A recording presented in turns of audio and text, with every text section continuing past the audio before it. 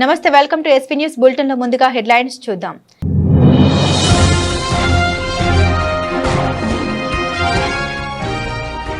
తేజేశ్వర్ మృతికి న్యాయం జరగాలంటూ గద్వాల పట్టణంలో కొవ్వొత్తుల ర్యాలీ.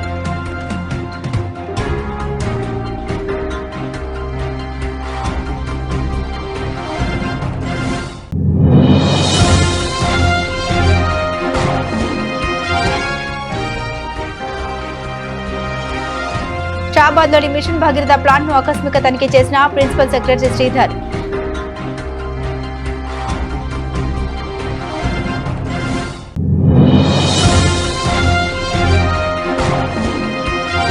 ఛత్రపతి శివాజీ విగ్రహావిష్కరణ హాజరైన గోషామహల్ ఎమ్మెల్యే రాజాసింగ్.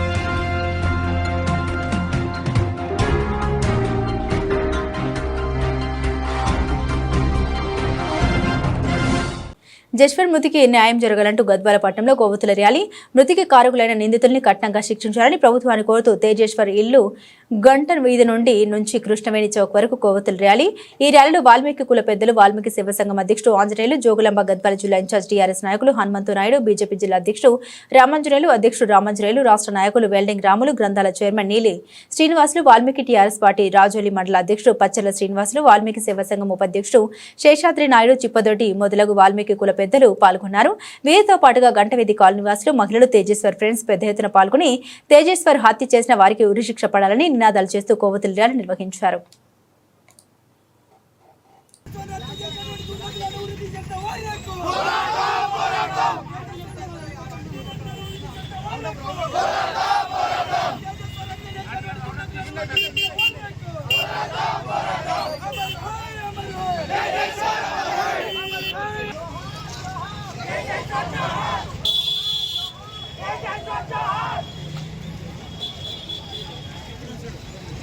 నారాయణపేట జిల్లా పెరపల్ల గ్రామంలో శ్రీ ఛత్రపతి శివాజీ గారి విగ్రహావిష్కరణకు ముఖ్య అతిథిగా హాజరయ్యారు గోషామహల్ ఎమ్మెల్యే రాజాసింగ్ గారు. పెద్ద ఎత్తున గ్రామంలో ర్యాలీ గుండా వెళ్లి ఆవిష్కరణ చేశారు. ఈ కార్యక్రమంలో విగ్రహ దాత భీష్మర foundation doctor K Rajakumar Reddy హాజరయ్యారు. బీజేపీ జిల్లా అధ్యక్షుడు సత్య యాదవ్ తో పాటు కార్యకర్తలు, ప్రజలు, యువకులు పెద్ద ఎత్తున హాజరయ్యారు.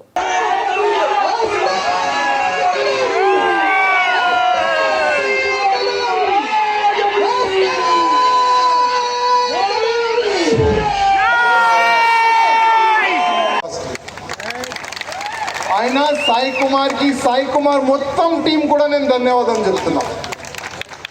సాయి కుమార్ కి మన రాజ్ కుమార్ గారు ఒక మంచి సపోర్ట్ చేసిండు, ఒక మంచి విగ్రహంని ఆయన ఏర్పాటు చేసి ఇచ్చిండు. అదే విధంగా మన రాజ్ కుమార్ రెడ్డి గారు అంటున్నారు ఇంకొక విగ్రహం కూడా మేము మెయిన్ డిస్టిక్ లో కూడా ప్లాన్ చేస్తామంటుండు. ఛత్రపతి శివాజీ మహారాజ్ విగ్రహం ప్రతి ఒక్క ఊర్లో ఉండాలి తమ్ముళ్ళ. ప్రతి ఒక్క ఊర్లో మీరు మార్నింగ్ పూట ఇక్కడ నుంచి దాటే సమయంలో అక్కడ నిలబడి ఫస్ట్ అయితే ప్రణామం చేయాలి, దండం పెట్టాలి. ఒక కోరిక, శివాజీ మహారాజ్ నేను కూడా మీలాగా మీ మార్గదర్శనంలో వెళ్ళాలనుకుంటున్నాను మనసులో చెప్పుకొని ఇక్కడ నుంచి వెళ్ళి చూడండి. చాలా గొప్ప వ్యక్తి తమ్ముళ్ళారా శివాజీ మహారాజ్ ఎంత గొప్ప వ్యక్తి అంటే ఆయన కొడుకు సంభాజీ దానికైనా గొప్ప వ్యక్తి ఉంది. సంభాజీ మహారాజ్ కూడా చాలా తక్కువ లేకుండే 120 యుద్ధాలు చేసిండు. తెలంగాణ రాష్ట్ర పిఆర్ మరియు ఆర్డబ్ల్యూఎస్ఆర్ అండ్ ఆర్ఎస్జేడీ ప్రిన్సిపల్ సెక్రటరీగా నియమితులైన ఎం శ్రీధర్ ఐఏఎస్ ఈ రోజు రంగారెడ్డి జిల్లా షాబాద్ మండలంలోని అంతరం గ్రామంలో ఉన్న మిషన్ భగీరథ ప్లాంట్ ను ఆకస్మిక తనిఖీ చేయడం జరిగింది. ఈ సందర్భంగా ఆయన అంతరంలోని మిషన్ భగీరథ ప్లాంట్ కు వచ్చి ఈ యొక్క ప్లాంట్ వివరాలు, వాటర్ ఫ్లోయింగ్, పూర్తిగా వాటర్ ఎక్కడి నుండి ఎక్కడి వరకు వెళ్తుంది, ఎక్కడ పంపిణీ జరుగుతుంది, ఎక్కడ గ్రావిటీపై వెళ్తున్న దానిపై పూర్తి ఆరా తీయడం జరిగింది. ఈ యొక్క కార్యక్రమాల్లో mission Bhagiratha EMC Kripakar Reddy, AC M Anjaneyulu, great EE M Chalamareddy, inter EE Rajeshwararao మరియు డీఈలు, ఏఈలు, ఇతర మిషన్ భగీరథ సిబ్బంది పాల్గొన్నారు. లోడీ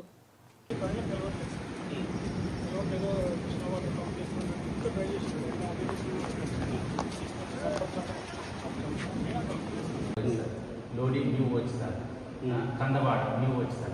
మనం మిషన్ బయటలో కొన్ని పాత ఉండగా కూడా మనం డిమాండ్ బట్టి ఫ్యూచర్ని బట్టి మనం 33కి మనం డిజైన్ చేసుకుంటాం. కొత్త ట్యాంక్ నిర్మించుకోవడం జరిగింది. ఇప్పుడు మరి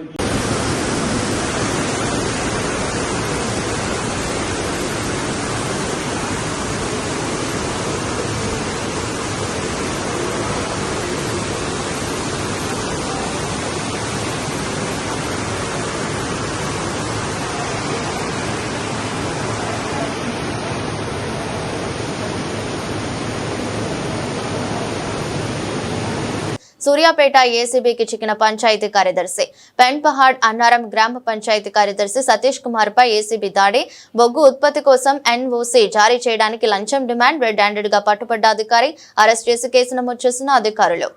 నాడు prohibition and excise deputy commissioner Nalgonda గారి ఆదేశాల మేరకు డిపిఈఓ సూర్యాపేట పర్యవేక్షణలో prohibition and excise inspector Kodad కార్యాలయం ఆధ్వర్యంలో ఈరోజు అంతర్జాతీయ మాదక ద్రవ్యాల దుర్వినియోగం మరియు అక్రమ రవాణా వ్యతిరేక దినోత్సవం సందర్భంగా కోదాడపట్నంలో మాదక ద్రవ్యాల అవగాహన బైక్ ర్యాలీని నిర్వహించారు. కార్యక్రమంలో prohibition and excise inspector M Shankar, ఎస్ఐలు గోవర్ధన్, రామకృష్ణ, యాదయ్య మరియు సిబ్బంది శ్రీనివాస్, అస్గర్ అలీ, లక్ష్మీ నరసింహరావు, దాస్, నాగయ్య, రాము, సలీం, నరేష్ తో పాటు వివిధ గ్రామాల నుండి వచ్చిన ప్రజలు పాల్గొన్నారు.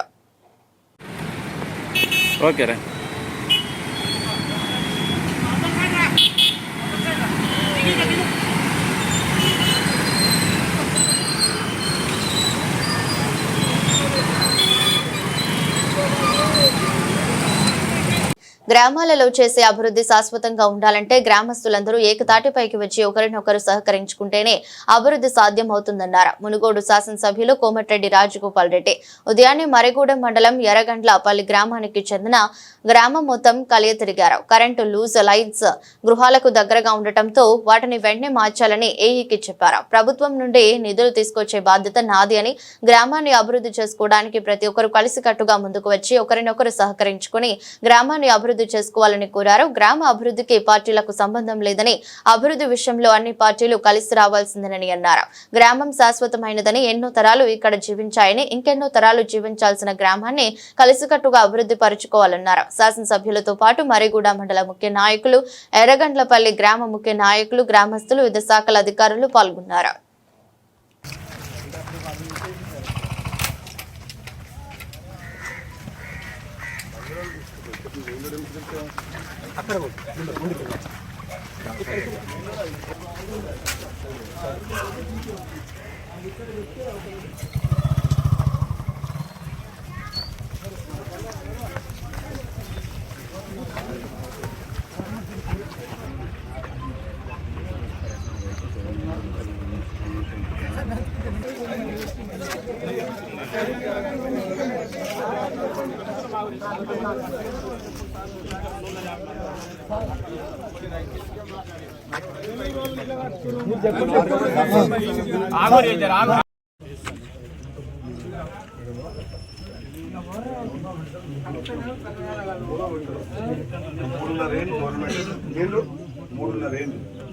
సో ఫస్ట్ తర్వాత నీకు కూడా ఇల్లు వస్తుంది. తొందరపడదు, కొట్లాడితే రాదు. నీకు నువ్వు ఇల్లు కావాలనుకున్న బదిలాడతావా?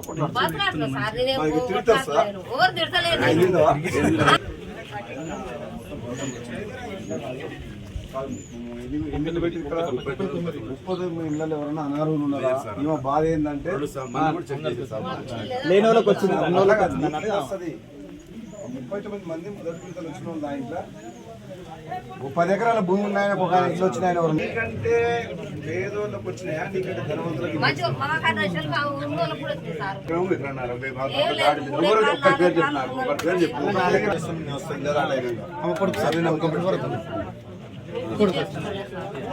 మీ ఇల్లు సెకండ్ ఫేజ్ వస్తుంది. ఫస్ట్ ఫేజ్ ఏమో 39 ఇల్లు ఇచ్చారు. రెండో ఫేజ్లో కూడా వస్తాయి. ఇటువంటి ఇల్లు లేని వాళ్ళందరూ స్లాబ్ ఉన్న వాళ్ళకి రావు, కానీ వస్తాయి. కానీ తొందరపడదు, కోరుకోవడం ఉండదు. ఎందుకంటే మొదటి విడత, రెండో విడత, మూడో విడత, 3 విడతలు వస్తాయి ఇల్లు. ఒకటే విడతలు ఒకసారి వచ్చినాయి. మీ టైం వచ్చినా మీకు కూడా వస్తాయి. మీరు వాళ్ళకి వచ్చినాయని చెప్పేసి కొట్టాలు పెట్టుకోవాలి. మీకు వచ్చింది చెప్పండి, మీరు లైట్ వేసి పెట్టిన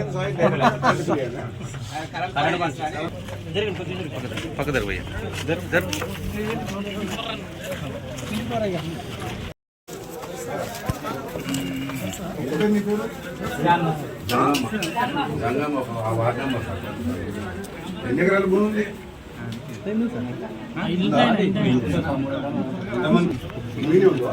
కొద్దిగా సార్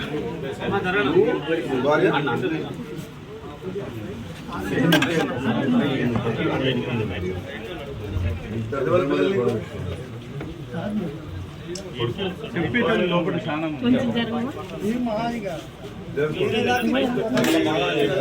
రాలేదా? నువ్వు మీ పెద్ద పొలాలు.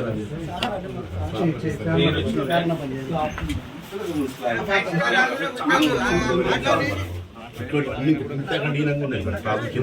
ఎందుకంటే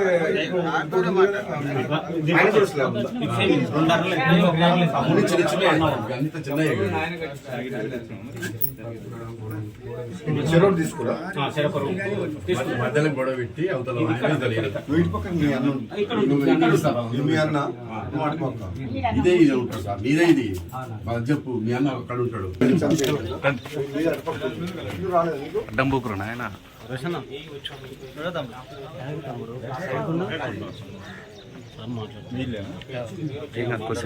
సెకండ్ పేజ్ రెండో పెట్టారు మాట్లాడుతున్నారు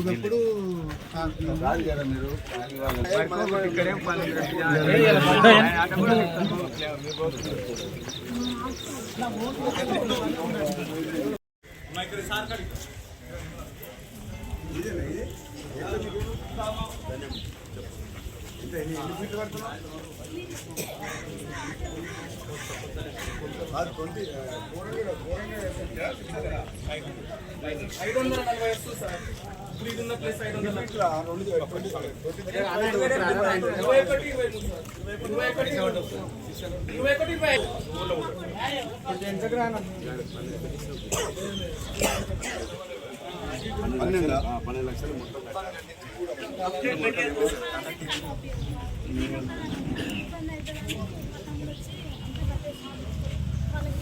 50 స్క్వేర్ ఫీట్ కట్టాలంటే 550 ఫీట్లు కట్టాలంటే ఇంటూ 1250 రూపాయలు 546 అంటున్నాం. పైన అయితే 7 లక్షలు అయితే ఇంకొక లక్ష ఎక్కువ పోయినా కానీ 8 లక్షల కంటే ఎక్కువైతే కావు.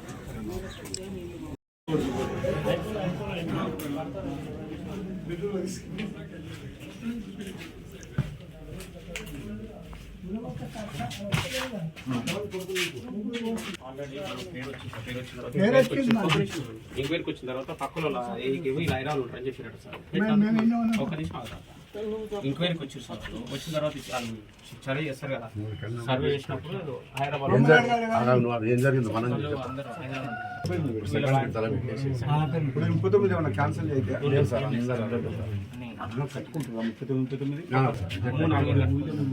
ఏం చేస్తారు కొడుకులు ఏం చేస్తారు సార్? నువ్వు అడ్వాన్స్ తెలుసా రానే రాని దాని గురించి ఎందుకు మాట్లాడుతున్నావు?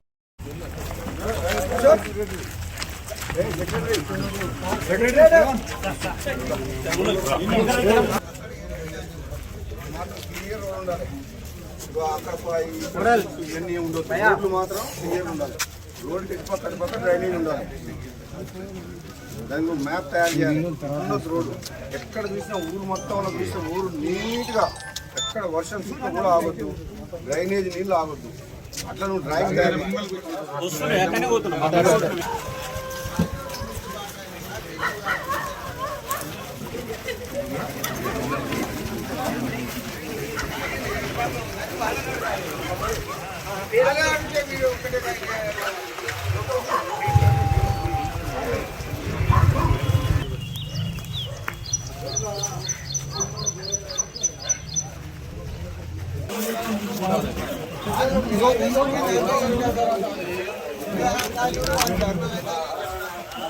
సూర్యాపేట జిల్లా నేరేడుచర్ల మండలం పులగంపంట తండ దగ్గర పొలంలో తెగపడిన విద్యుత్ వైర్లు. విద్యుత్ అధికారుల నిర్లక్ష్యంతో విద్యుత్ ఘాతంతో 8 బర్రెల మృతి.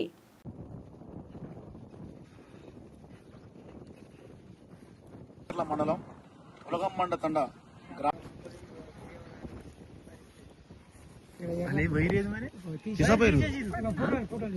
ఏదైతే ఉందో తక్షణమే వెంటనే వాళ్ళకి నష్టపరిహారాన్ని చెల్లించాలి. చెల్లించని పక్షంలో రేపు ఉదయం 9 గంటలకు ప్రతి ఆఫీస్ ముందు, పోలీస్ స్టేషన్ ముందు గాని, ఎలక్ట్రిసిటీ డిపార్ట్మెంట్ ముందు గాని, ఆ సిటీ కేబుల్ యాజమాన్య ఆఫీస్ ముందు గాని ఈ బర్రెలన్నింటినీ విడతల వారిగా తీసుకొచ్చే ఆఫీసుల ముందు వేసి ఇదే గిరిజనులతోటి రాష్ట్ర వ్యాప్తంగా ధర్నాలు చేపిస్తాం. ఎందుకంటే మీరు వాళ్ళు నష్టపోయారు. పాపం వాళ్ళ ముఖంలో నెత్తురు చుక్కలేదు. వాళ్ళ పసిపిల్లల్లాగా పెంచుకునే బర్రెలు ఈ రోజు మీ నిర్లక్ష్యం వల్ల చనిపోయినాయి. కాబట్టి సిటీస్ కేబుల్ యాజమాన్యాన్ని తప్పకుండా పోలీసులు వెంటనే నష్టపరిహారం రైతులకు కట్టించి వాళ్ళకి మంచి న్యాయం చేయాలని మేము డిమాండ్ చేస్తున్నాము. ఇలా మండలం పులగంబాడ దండ గ్రామానికి చెందిన కొంతమంది రైతుల బర్రెలను ఈ రోజు తెల్లవారుజామున 4 గంటలకు ఈ సిటీ కేబుల్ వాళ్ళు వేసినటువంటి జీవైరు ఆ 11 kV దాని మీద పడి అది కిందికి వేలాడుతుంటే ఆ వేలాడిన దానికి బర్రెలు తలిగి సుమారుగా ఒక 15 లక్షల విలువ చేసే 8 బర్రెలు చనిపోవడం జరిగింది. ఈ ఇన్సిడెంట్ జరిగి సుమారు పొద్దున 4 గంటలకు ఈ ఇన్సిడెంట్ జరిగింది. పొద్దున్నే 6-7ంటికి రైతులందరూ వచ్చి ఇక్కడ చూసుకోవడం జరిగింది. కానీ ఇప్పటి వరకు కూడా ఇప్పటి వరకు కూడా ఏ పోలీస్ అధికారులు గాని, ఏ వైద్య శాఖ అధికారులు గాని, ఈ పశు వైద్య అధికారులు గాని, ఏ ఏఈలు వీళ్ళెవ్వరు కూడా రాకపోవడం చాలా దుర్మార్గం. ఈ బర్రెలన్నీ కూడా ఎవరో వేల కోట్ల ఆస్తి పరులే కావు, కేవలం రోజు కూలీనాలి చేసుకుని బతికే గిరిజనులే ఈ బర్రెలు, ఈ ఎస్టీ వాళ్ళ ఈ బర్రెలు. కాబట్టి వాళ్ళకి వెంటనే ఈ సిటీ కేబుల్ యాజమాన్యం ఏదైతే ఉందో ఎలక్ట్రిసిటీ. సూర్యాపేట జిల్లా పాలకేడు మండలంలో లిఫ్ట్ పనుల్ని పరిశీలించి అనంతరం మీడియాతో మాట్లాడిన మంత్రి ఉత్తమ్ కుమార్ రెడ్డి, బీఆర్ఎస్ పాలనలో కొత్తగా వచ్చిన ఆయకట్టు అత్యంత మాత్రమే, ఖర్చు ఎక్కువ, సాగు భూమి తక్కువ. ఆంధ్ర తెలంగాణ నీటి కేటాయింపులో గత ప్రభుత్వం అలసత్వం వహించడంతో పాటు అన్ని విధాలా తెలంగాణ ప్రజలకు అన్యాయం చేకూరేలా కేంద్రానికి 10 సంవత్సరాల పాటు ఒప్పందలేఖ రాసిచ్చింది. వాళ్ళు చేసిన తప్పిదాలను మేము ఇప్పుడు సరిచేస్తున్నాం. ఆంధ్రాకి ఎక్కువ నీళ్లు వదలండి అని చెప్పి తెలంగాణకి తక్కువ నీళ్లు అయినా పర్వాలేదని లెటర్ ఇచ్చింది. బీఆర్ఎస్ నాయకులే. బంకిచర్ల వివాదంపై కూడా కేసీఆర్ గతంలో చేసిన తప్పులే కనిపిస్తున్నాయి. ప్రాజెక్టుల విషయంలో కూడా గతంలో కేసీఆర్ చేసిన తప్పిదాలే స్పష్టంగా కనిపిస్తున్నాయని తెలిపారు. కృష్ణా గోదావరి నదీ జలాల విషయానికి వస్తే అసలు గోదావరి నదీ జలాల్లో అసలు ఈ బనకచెర్ల వివాదం ఈ ప్రసక్తే ఉండకపోయేది. గతంలో గోదావరి నదిపై ఉన్న అన్ని ప్రాజెక్టులని టీఆర్ఎస్ ప్రభుత్వం పూర్తి చేసి ఉంటే, దేవాదుల పూర్తి చేసి ఉంటే, సీతారామ ప్రాజెక్టు పూర్తి చేసి ఉంటే, సీతమ్మ సాగర్ బ్యారేజ్ పూర్తి చేసి ఉంటే, సమ్మక్కసార నుంచి ఆయకట్టుకి ఇచ్చుంటే, ఆ గోదావరి నది మీద గౌరవెల్లి పూర్తి చేసి ఉంటే, తుమ్మడేటి పూర్తి చేసి ఉంటే, అసలు ఈరోజు ఈ బనకచెర్ల వివాదమే లేకపోయేది. వాళ్ళు ప్రాజెక్టులు కట్టలేదు కాబట్టి ఆ నీళ్లు సముద్రంలోకి పోతున్నాయి. ఈరోజు వాళ్ళేదో ఉల్టా చోర్ కొత్వాల్ కోట అంటే అన్నట్టు తప్పు చేసింది వాళ్ళు ఇంకెవరినో బదనాలు చేసే ప్రయత్నం చేస్తున్నారు. మేము తప్పనిసరిగా గోదావరి నది జలాల విషయంలో మీకు ఒక విషయం చెప్పాలి. వాళ్ళు తుమ్మడిగట్టు నుంచి మేడిగడ్డకి ప్రాజెక్ట్ షిఫ్ట్ చేయకుండా ఉంటే గతంలో ఏదైతే ప్రాజెక్టు కాంగ్రెస్ ప్రభుత్వంలో రూపకల్పన జరిగిందో తుమ్మడిగట్టు దగ్గర బరాజ్ ద్వారా అది 38,000 కోట్లకే పూర్తయ్యేది. మరి కమిషన్ల కక్కుర్తో మరొకటో ఆ ప్రాజెక్టు కాస్ట్ 3 పెంచి అది కూడా వాళ్ళు కట్టిన ప్రాజెక్టు కూలిపోయిన విషయం మీ అందరికీ తెలుసు. నేను ఇవన్నీ కూడా ఇదేమి కొత్త ఓన్లీ ఫ్యాక్ట్స్ స్టేట్ చేస్తున్నాను. ఓకే, అదే తుమ్మడిగట్టు దగ్గర బ్యారేజ్ ముందు డిజైన్ చేసినట్టు పూర్తి చేసుకుంటే doctor BR Ambedkar Pranahita Chevella project 38,000 కోట్లతో పూర్తయ్యేది. ప్రాణహిత నది నుంచి తుమ్మడేటి బ్యారేజ్ నుంచి చేవెళ్ల వరకు మొత్తం ఉత్తర తెలంగాణకి 17 లక్షల ఎకరాలకు కొత్త ఆయకట్టు వచ్చింది. మరి వాళ్ళు ప్రాజెక్టు కట్టింది రైతులకు నీళ్ళు ఇవ్వడానికి కాదు, వాళ్ళ జేబులు నింపుకోవడానికి. వాళ్ళు 2 లక్షల కోట్లు ఖర్చు పెట్టి నామమాత్రం ఆయకట్టే ఇచ్చింది. అదే తుమ్మడేటి బ్యారేజ్ మీద వాళ్ళు పనులు ఫోకస్ చేసి పూర్తి చేస్తే ఇప్పటి వరకు పూర్తయి 17 లక్షల ఎకరాలకు ఆయకట్టుకు నీళ్ళు వచ్చాయి. ఏంటిది? 38,000 కోట్లు అయిపోయింది. 10,000 కోట్లు ఖర్చు పెడితే 1 ఎకరం ఆయకట్టు ఇవ్వాలి. వాళ్ళ హయాంలో కొత్తగా వచ్చిన ఆయకట్టు నామమాత్రము. మరి తెలంగాణ ప్రజలందరూ గమనించాలి. తెలంగాణ ఇది కృష్ణా గోదావరి నదీ జలాల విషయంలో నీటి కేటాయింపుల్లో కానీ నీరు ఉపయోగంలో తీసుకోవడంలో కానీ గత ప్రభుత్వం వైఫల్యమే మేము ఇప్పుడు సరి చేస్తున్నాం. ఇప్పుడు మనం ఇక్కడ వాడుతున్న కృష్ణానదికి 811 టీఎంసీ ఇస్తే గతంలో ఉన్న ముఖ్యమంత్రి ఇరిగేషన్ మంత్రి ఆంధ్రాకి 512 ఇచ్చేసేయండి, మాకు 299 సరిపోతాయని చెప్పి లిఖితపూర్వకంగా 10 ఏళ్ల పాటు కేంద్ర ప్రభుత్వానికి రాసిండ్రు. అట్లా కుదరదు. మాకే క్యాచ్మెంట్ ఏరియా జనాభా డ్రౌట్ ఏరియా ప్రకారం అత్యధికంగా కృష్ణానది జలాలు అనే వాదన మేము వచ్చిన తర్వాత నేను ఇరిగేషన్ మినిస్టర్ మొదలుపెట్టినాము. ఇప్పుడు ఆ విషయాన్ని కేంద్ర ప్రభుత్వం పునఃపరిశీలన చేస్తోంది. ఓకే, మరి అదేవిధంగా గోదావరి నదిపై బనకచర్ల వివాదం గతంలో అధికారంలో ఉన్న వాళ్ళు ఏం నవీన్ వాళ్ళు ఇది సముద్రంలో పోతుంది నేను ఉపయోగం అనే అవకాశం లేకుంటే ఆ ప్రాజెక్టులన్నీ మనకే వచ్చేవి. ఇచ్చంపల్లి దగ్గర గోదావరి నది జలాలు నాగార్జున సాగర్ తీసుకొస్తామని కేంద్ర ప్రభుత్వం మరి ప్రాజెక్టు పెడితే కేంద్ర ప్రభుత్వ నిధులతో పెడతామన్నా గతంలో కేసీఆర్ దాన్ని వ్యతిరేకించింది. అన్ని విధాలుగా వాళ్ళ తప్పిదాలు వల్ల తెలంగాణ రాష్ట్రానికి, తెలంగాణ ప్రజలకి, తెలంగాణ రైతాంగానికి అన్యాయం జరిగిన విషయం యావత్ తెలంగాణ ప్రజలకు తెలియాలి. ఇప్పుడు ముఖ్యమంత్రి రేవంత్ రెడ్డి గారు నేను 24 గంటలు పనిచేస్తూ మరి ఇది తెలంగాణలో ఈ ఇరిగేషన్ శాఖని సరి చేస్తూ ఇరిగేషన్ ప్రాజెక్ట్ మీద దృష్టి పెట్టి ముందుకు తీసుకుపోతున్న విషయం మనం చూస్తాం. 10 ఏళ్ల పాటు ఒక ఇంజనీర్ రిక్రూట్ చేయలే. ఎంత ఖర్చు పెట్టిండు? 1,00,000 కోట్లు ఖర్చు పెట్టిండు.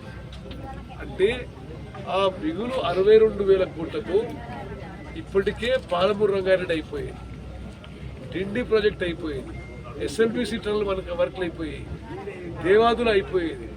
మొన్న మహబూబ్నగర్ జిల్లాలో ఉన్న కల్వకుర్తి, నెట్టెంపాడు, కోయిల్ సాగర్, భీమా అయిపోయింది.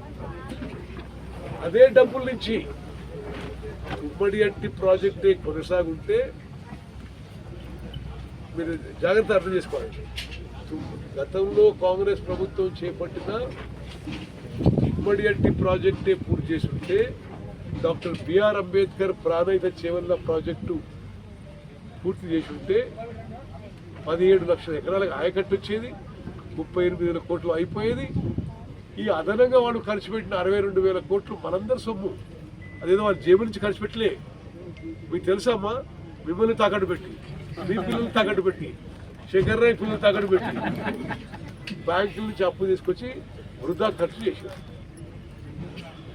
అది చేయకుండా ఉండి మరి తుమ్మడి ఇంటి దగ్గర doctor BR Ambedkar Pranahita Chevella project కట్టి ఉంటే ఆ మిగిలిపోయే 62,000 కోట్లతో పాలమూరు రంగారెడ్డి పూర్తయ్యేది, కల్వకుర్తి పూర్తయ్యేది, నెట్టెంపాడు పూర్తయ్యేది, కోయిల్ సాగర్ పూర్తయ్యేది, భీమా పూర్తయ్యేది, ఎస్ఎల్బిసి టనల్ పూర్తయ్యేది, డిండి ప్రాజెక్ట్ పూర్తయ్యేది, అక్కడ దేవాదుల పూర్తయ్యేది, సీతారాం ప్రాజెక్ట్ పూర్తయ్యేది, గౌరవెల్లి ప్రాజెక్ట్ పూర్తయ్యేది.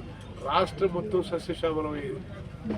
వాళ్ళ తప్పుడు నిర్ణయాల వల్ల ఈ రాష్ట్రం ఈరోజు ఇబ్బంది పడుతున్న విషయం కూడా విలేకరుల మిత్రులు మీకు తెలుసా, వాళ్ళు ఇది ఇప్పుడు మేము సంవత్సరానికి కేవలం ఇరిగేషన్ మీద తీసుకొచ్చిన అప్పులకి 16,000 కోట్ల రూపాయలు మేము మిత్తిగా ప్రిన్సిపల్ రీపేమెంట్గా కడుతున్నాము.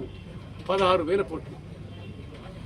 మరి ఇంత మిత్తి కడుతున్నాము, ఇంత అప్పు తీసుకొచ్చినాము, మరి ఎంత ప్రాజెక్టు ఎంత ఆయకట్టు వచ్చింది అంటే రైతులకు ఏం చేయాలంటే మొత్తం 1,00,000 కోట్లతో కడితే కాళేశ్వరం ప్రాజెక్టు 1,00,000 ఎకరాలు కూడా కొత్త ఆయకట్టు ఇవ్వలేకపోయింది. కట్టింది కూలిపోయింది. కూలిపోయినాక అయ్యో మేమే చేసినట్టు వాళ్ళు అరుపులు కేకరు. వాళ్ళ హయాంలోనే డిజైన్ అయింది, వాళ్ళ హయాంలో నిర్మాణం అయింది, వాళ్ళ హయాంలోనే కూలిపోయింది. ఇప్పుడు వాళ్ళు 1,00,000 కోట్లు ఖర్చు పెట్టి కట్టింది కూలిపోయింది. నిలబడ్డప్పుడు కూడా 1,00,000 ఎకరాలుగా ఎక్కువ ఆయకట్టు ఇవ్వలేదు.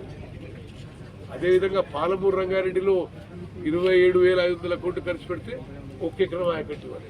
సూర్యాపేట జిల్లా హుజూర్నగర్ ప్రభుత్వ డిగ్రీ మరియు జూనియర్ కళాశాల బిల్డింగ్ నూతన భవనాలకు శంకుస్థాపన చేశారు మంత్రి ఉత్తమ్ కుమార్ రెడ్డి. మంత్రి ఉత్తమ్ కుమార్ రెడ్డి మాట్లాడారు. విద్య ప్రతి ఒక్కరికి ప్రస్తుతం అవసరమని, విద్య మంచి బుద్ధితో పాటు నడవడికను నేర్పిస్తుందని తెలిపారు.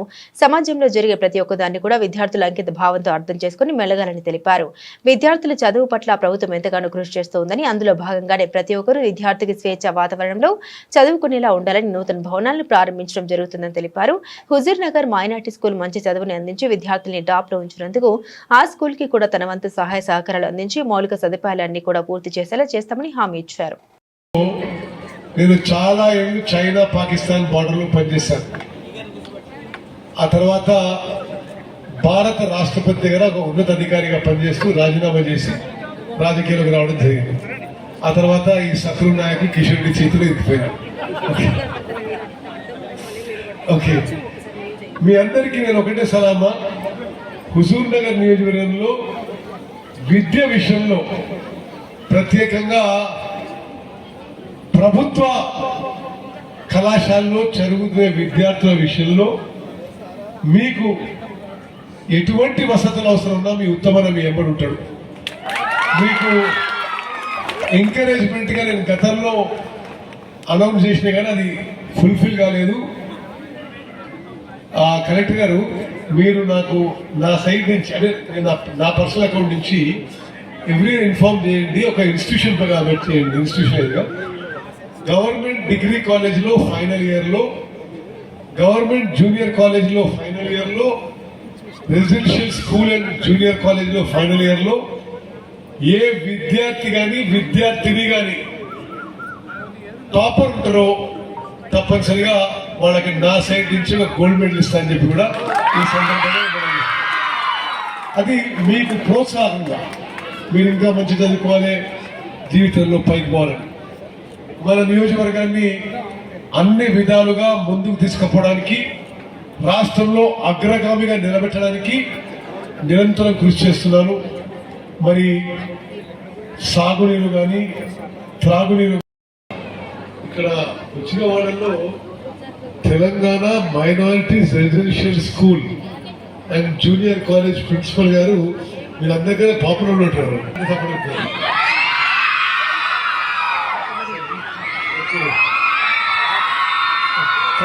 వర్గంలో నిరుపేదల పిల్లలకి సంపన్న కుటుంబాల జూనియర్ డిగ్రీ కాలేజీలకి ప్రైవేట్ కళాశాలకు పంపిస్తూ వాళ్ళకి పెద్ద తేడా ఉండదు. మరి ఎస్సీ ఎస్టీ బీసీ మైనారిటీ నిరుపేదల కుటుంబాలే ఎక్కువ గవర్నమెంట్ జూనియర్ కాలేజ్కి గవర్నమెంట్ డిగ్రీ కాలేజీ వస్తారు. అయితే నేను ఇక్కడ ఎమ్మెల్యే అయిన తర్వాత 2-3 దఫాలుగా నాకు ఎంత వీలైతే అంత సాయం చేయడం జరిగింది. ఒకసారి డిగ్రీ కాలేజ్ వస్తే కంప్యూటర్ లేవంటే మరి ఆ రోజు ఎంపీ నిధుల నుంచి 5-6 లక్షలు ఇవ్వడం జరిగింది. ఆ తర్వాత ఓ రోజు నేను జూనియర్ కాలేజ్ వచ్చిన చాలా బాధ అనిపించింది. అంటే ఈ పాత జూనియర్ కాలేజ్ బిల్డింగు శిథిలావస్థ పరిస్థితులు ఉంటాయి. అంటే పైన రూఫ్ పడిపోతుంది, గోడలు పడిపోతున్నాయి, కిటికీలు తలుపులు ఊసిపోతున్నాయి. ఆ పరిస్థితుల్లో చూసి ఆ రోజు ఏమనుకున్నంటే పిల్లలకి ఒక మంచి మౌలిక సదుపాయాలు కల్పించడం మన బాధ్యతగా నేను భావించాను. ప్రభుత్వంలో ఉన్న పెద్దలందరితో ఎంబడబడి నిజంగానే ఎంబడబడాల్సి వచ్చింది. జూనియర్ కాలేజ్కి 7,25,00,000 రూపాయలు, 24 మంచి జూనియర్ కాలేజ్ పిల్లలకి చెప్తున్నా 24 గదులు, ఒక మంచి స్టాండర్డ్ గదులు, టాయిలెట్లు, మంచినీళ్ళు అన్నీ ఏర్పాటు చేయడానికి ఇప్పుడు నిర్మాణం మొదలైంది. దానికి శంకుస్థాపనగానే వచ్చినాం. అదేవిధంగా డిగ్రీ కాలేజ్కి కొంత ఆల్రెడీ గతంలో వసతులు ఉన్నాయి కాబట్టి 4,65,00,000తో కొత్త బిల్డింగ్ నిర్మాణం చేపట్టడం జరిగింది. మరి నేను చాలా సంతోషిస్తున్నాను. వాస్తవంగా ఇంతకుముందు వక్తలు చెప్పినట్టుగా ఒక 2-3 రోజుల నుంచి నాకు వైరల్ ఫీవర్ వస్తుంది. కొంత అనారోగ్యంగా ఉన్నా ఈరోజు ముందే ప్రకటించిన కార్యక్రమం ప్రకారం తప్పనిసరిగా పోయేద్దాం అనుకున్నాను. ఎందుకంటే విద్య కంటే గొప్ప విషయం మరొకటి ఉండదు. ఎంత నిరుపేదలైనా సంపన్నులైనా మనందరం గుర్తుపెట్టుకోవాలి, మన పిల్లలకి సరి అయిన విద్య ఇస్తే వాళ్ళకి వాళ్ళ జీవితాల్లో వెలుగు నిండడానికి, మరో 4 మెట్లు ముందుకు పోవడానికి మనం దోహదపడ్డవాళ్ళం. ఆ ఉద్దేశంతో, ఆ దృఢ సంకల్పంతో నేను కోదాడ ఎమ్మెల్యే ఉన్నప్పుడు కానీ, హుజూర్ నగర్ ఎమ్మెల్యే ఉన్నప్పుడు కానీ, ఎంపీ ఉన్నప్పుడు కానీ ప్రభుత్వ కళాశాలకి సదుపాయాలు పెంచి నిరంతరం ప్రయత్నం చేస్తూనే ఉంటాం. మరి ఈరోజు గవర్నమెంట్ డిగ్రీ కాలేజ్కి 4,60,00,000 కొత్త ఆధునిక భవనం, గవర్నమెంట్ జూనియర్ కాలేజ్కి 7,20,00,000తో కొత్త ఆధునిక భవనంతో సహా మైనారిటీస్ రెసిడెన్షియల్ స్కూల్ వాళ్ళు, minorities residential school and junior college వాళ్ళు వాళ్ళ ప్రిన్సిపల్ రెహానా బేగం గారు కొన్ని కోరికలు పెట్టారు. తప్పనిసరిగా మీ యొక్క ఇన్స్టిట్యూషన్ పట్ల కూడా మీరు మీ బేసిక్ ఫెసిలిటీస్లో కొంత నేను సాయం చేస్తామని చెప్పి ఇప్పుడు మీ బిల్డింగ్ లీక్ అయిపోతున్నారు. తప్పనిసరిగా దానికి మరమ్మతులకు ఏం చేయాలో చేయిస్తారు. మీరు డార్మిటరీకి జంబో ఫ్యాన్స్ కావాలంటున్నారు, తప్పనిసరిగా మంజూరు చేస్తే ఏర్పాటు చేస్తామని చెప్తున్నారు. అదేవిధంగా మీరు థ్యాంక్ యూ అమ్మా, కంప్యూటర్స్ అండ్ ప్రింటర్ అడిగారు, తప్పనిసరిగా అది కూడా మంజూరు చేస్తానని చెప్పి నేను సభాముఖంగా మనవి చేస్తున్నాను. ఎంతమంది ఉంటారు minority residential school and junior కాలేజ్లో? ఎంతమంది అమ్మా? మీకు ఇప్పుడు మంచినీళ్ళ ఫెసిలిటీ ఏంటిది ఉందా? ఇది ఓకే. మీకు మీ మైనారిటీస్ రెసిడెన్షియల్ స్కూల్ అండ్ కాలేజ్కి పిల్లలందరికీ సరి అయిన విధంగా పరిశుభ్రమైన మంచినీళ్ళు అందడానికి తప్పనిసరిగా కొత్త ఆరో ప్లాంట్ మంజూరు చేస్తానని చెప్పి సభాముఖంగా. అదేవిధంగా మరి మీకు ఒక ఆసక్తికరమైన విషయం చెప్పాలి. నేను కాలేజ్ పోలేదు. నేను 11వ క్లాస్ తర్వాత మిలిటరీ చేరినాను. సో మరి కాలేజ్, నేను జూనియర్ కాలేజ్ పోలే, డిగ్రీ కాలేజ్ పోలే. నేను 11th క్లాస్ తర్వాత నేషనల్ డిఫెన్స్ అకాడమీలో చేరిన. అయితే అక్కడ డిగ్రీ కూడా చేస్తారని అందరు చేస్తారు, నేను కూడా చేసిన. బట్ మీలాగా సరదాగా తిరిగే మరి ఎంజాయ్ చేసే కాలేజీలో నేను పోలే. నేను 15.5-16 ఇయర్స్కే మిలిటరీలో చేరినాను. అక్కడనే డిగ్రీ కూడా చేసిన. మరి జస్ట్ పిల్లలకు ఆసక్తి ఉంటుంది కాబట్టి నేను భారతదేశం యొక్క సైన్యంలో వైమానిక దళంలో చైనా బార్డర్లో MiG-21 యుద్ధ విమానాల పైలట్గా పనిచేసిన. పాకిస్తాన్ బార్డర్లో యుద్ధ విమానాల పైలట్గా MiG-23 యుద్ధ విమానాల పైలట్ కూడా పనిచేసిన. అయితే సరే, కలెక్టర్ కూర్చోండి. ప్రజల్లో ప్రభుత్వ వైద్యంపై భరోసా కల్పించే విధంగా ప్రభుత్వ డాక్టర్లు, ఆసుపత్రి సిబ్బంది బాధ్యతతో పనిచేయాలన్నారు మునుగోడు శాసనసభ్యులు కోమటిరెడ్డి రాజగోపాల్ రెడ్డి. మునుగోడులోని క్యాంపు కార్యాలయంలో మునుగోడు నియోజకవర్గ వ్యాప్తంగా ఉన్న హెల్త్ ఆఫీసర్లతో సమీక్ష సమావేశం నిర్వహించారు. ప్రభుత్వం పేద ప్రజలకు సర్వీస్ చేయడానికే ఉందని, ప్రభుత్వానికి విద్య, వైద్యం అనేవి 2 కళ్ళు లాంటివని, ప్రభుత్వం ప్రాథమిక ఆరోగ్య కేంద్రాల ద్వారా, ప్రాథమిక ఉప ఆరోగ్య కేంద్రాల ద్వారా ప్రజల వైద్యంపై కోట్ల రూపాయలు ఖర్చు చేస్తున్నప్పటికీ ప్రజలు ప్రైవేటు ఆసుపత్రులకు వెళ్తున్నారని ఆవేదన చెందారు.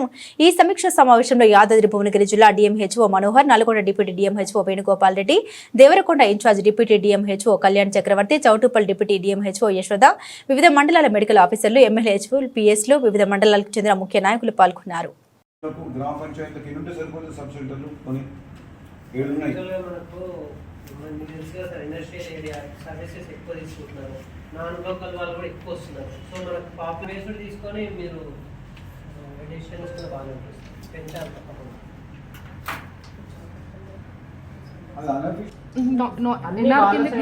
కేసు కిందకి వస్తుంది సార్, నాన్ రెసిడెన్స్ కేసు కిందకి వస్తుంది. ఏంటంటే వైట్ రేషన్ కార్డు లేదు, ఇల్లు లేదు, ఓటర్ వర్క్ కిరాయిలో ఉండకుండా అక్కడ పనిచేస్తాం. మన మెడికల్ ఫెసిలిటీ కోసం మన దగ్గరికి వస్తుంది. మనం ఎట్లా ట్రీట్ చేస్తుంది, ఏం బేసిస్లో? ఆధార్ కార్డ్, మనం ఆధార్ కార్డ్ తీసుకొని వాళ్ళకి మనం ఏమి ఇచ్చినా కూడా ఆధార్లో మాత్రము మన అకౌంట్ ఉండాలి కదా సార్. ఇప్పుడు ఏదైనా మెడిసిన్ వ్యవస్థ ఉంటే నువ్వు అంత ఫీడ్బ్యాక్ చేయగలుగుతావు. మామూలు విషయం కాదు. చోటుపల్లి మున్సిపల్ ఆసుపత్రి అయిపోయి పెద్ద ఫుడ్ అనుకో, ఓపీ ఇట్లా పెంచినాం అనుకో, మొత్తం ఆ మున్సిపాలిటీ వాళ్ళందరూ అక్కడికే పోవచ్చు కదా. మనము సబ్ సెంటర్స్ ద్వారా 26 గ్రామ పంచాయతీలు, 20 వార్డులు లోకల్ పీపుల్ సర్వీస్ చేద్దాం.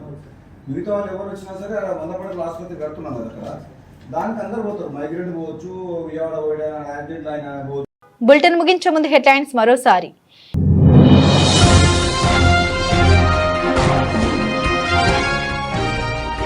తేజేశ్వర్ మృతికి న్యాయం జరగాలంటూ గద్వాల పట్టణంలో కొవ్వొత్తుల ర్యాలీ.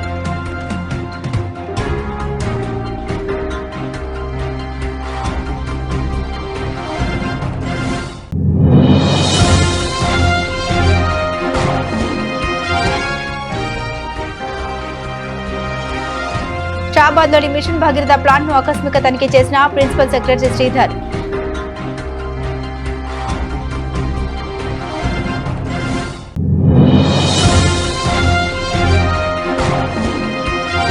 ఛత్రపతి శివాజీ విగ్రహావిష్కరణ హాజరైన గోషమహల్ ఎమ్మెల్యే రాజాసింగ్.